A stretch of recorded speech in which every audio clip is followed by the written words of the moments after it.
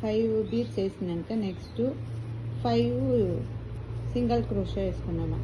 3 4 5 వేసుకొని తిరిగి యాడ్కి వస్తుందని చూసుకొని ఇక్కడ మనము ఆర్చ్కి వచ్చేదాన్ని 5 బీట్స్ ఒక ఆర్చ్ వచ్చేటట్లు చూసుకుంటాను.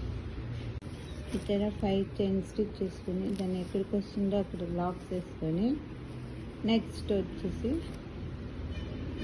బీట్స్ ఇతర చిన్న బీట్స్ ఒక 5 ఇతర చిన్న బీట్స్ ఒక 5 ఫస్ట్ ఒక బీట్ వేసేసి బీట్ లాక్స్ వేసుకునేలా ఇక్కడ ఇలా ఇట్లా 5 నెక్స్ట్ బీడ్ వేసుకున్నాను.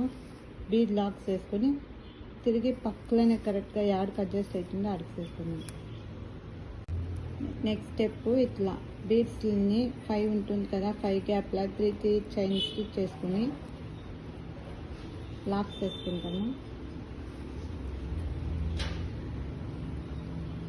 1 2 3 వేసుకొని లాక్స్ వేసుకుంటాము. దానికి 3 బీడ్స్ అయినాకను నెక్స్ట్ 1 2 3 వేసుకొని లాక్స్ వేసుకుంటాము. అండ్ నెక్స్ట్ ఈ సెకండ్ బీడ్ నుంచి ఒక బీడ్ ఉన్నట్లే arch start చేసుకున్నాలా double crochet వేయాల.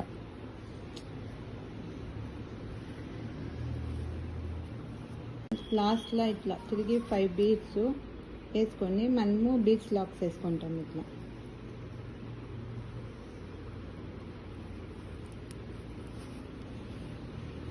Next arch చేసి మీకు చూపిస్తాను ఎట్లా అనేసి.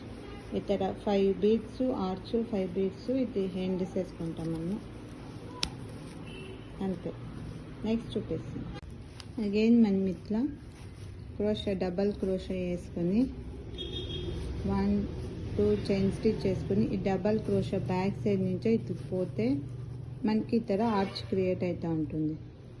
ఎంతైతే మనం కింద వచ్చి 13 వేసి ఉంటామో 13 డబల్ క్రోషాకి ఎంతైతే అంత మనం ఇట్లా వేసుకున్నారా ఈ తర ఆర్చ్ క్రియేట్ అయింది.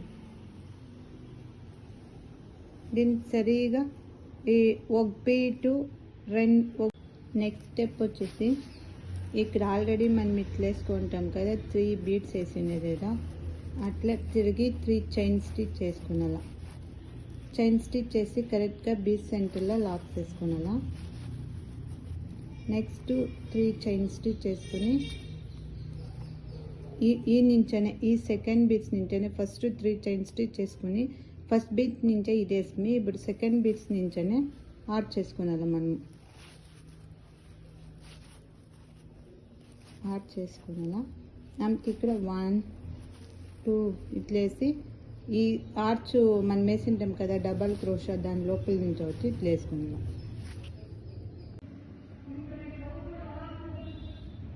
వీడు కావాలంటే మనము ఈ సెంటర్లో కూర్చోబెట్టి కాంబినేషన్ వేసుకోవచ్చు.